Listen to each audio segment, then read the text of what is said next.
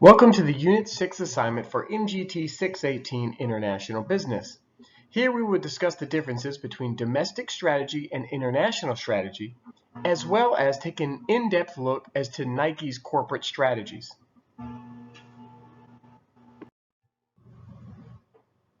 The first segment of this presentation will focus on the differences between domestic strategy and international strategy.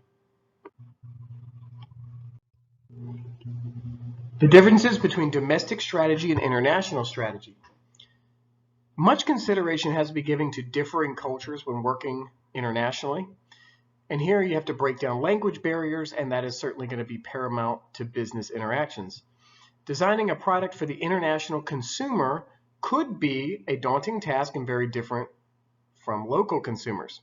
This may entail altering specific aspects of products, and international laws and policies must be taken into account. This may have a massive impact on both production and the mobility of products.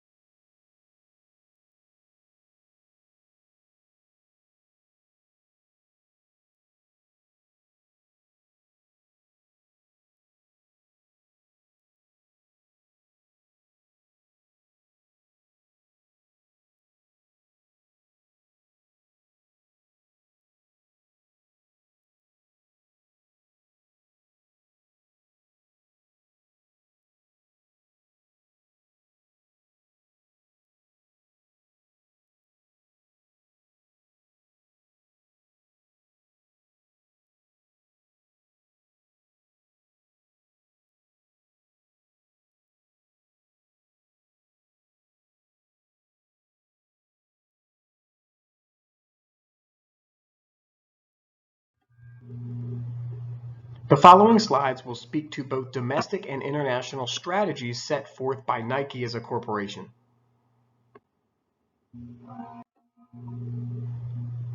This slide is dedicated to defining the domestic strategy for Nike.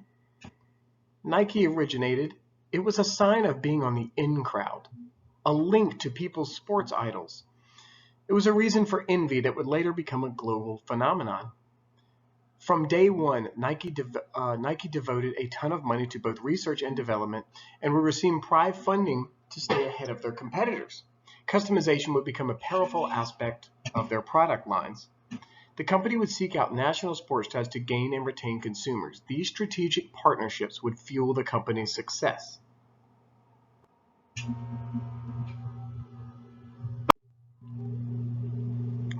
Very early on, Nike saw room for international growth.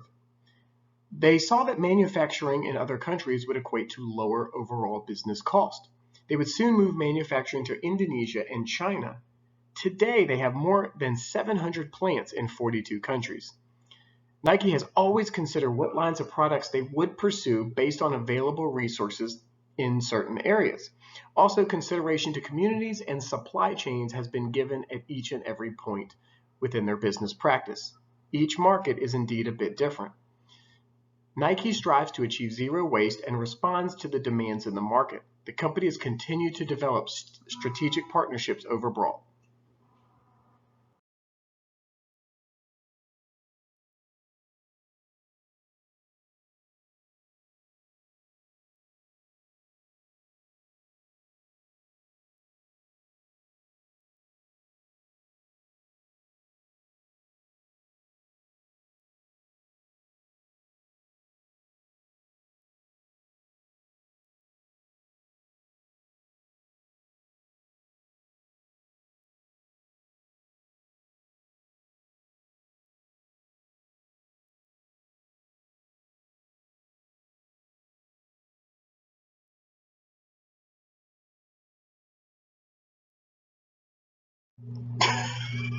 This section of the presentation will focus on the advantages and disadvantages of joint ventures in international business.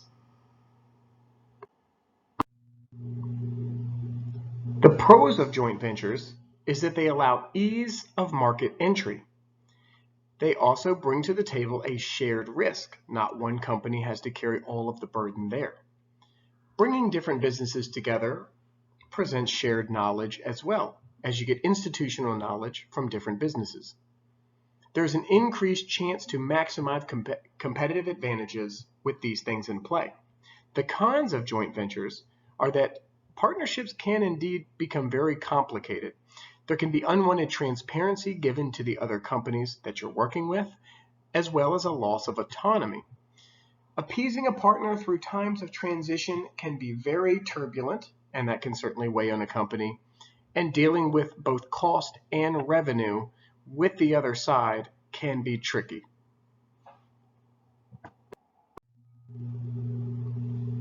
A strategy that Nike has utilized both locally and globally is their strategic partnerships. These partnerships truly fuel Nike. When Nike approached Michael Jordan back in the 1980s, they had a very small footprint. Attaining large, sought-after, idolized athletes allowed the company to expand. They took this strategy and used it in an international manner. Here they would seek out the athletes in different countries that had the same appeal of the athletes that they used in the United States. This strategy has proved true for Nike for many, many years.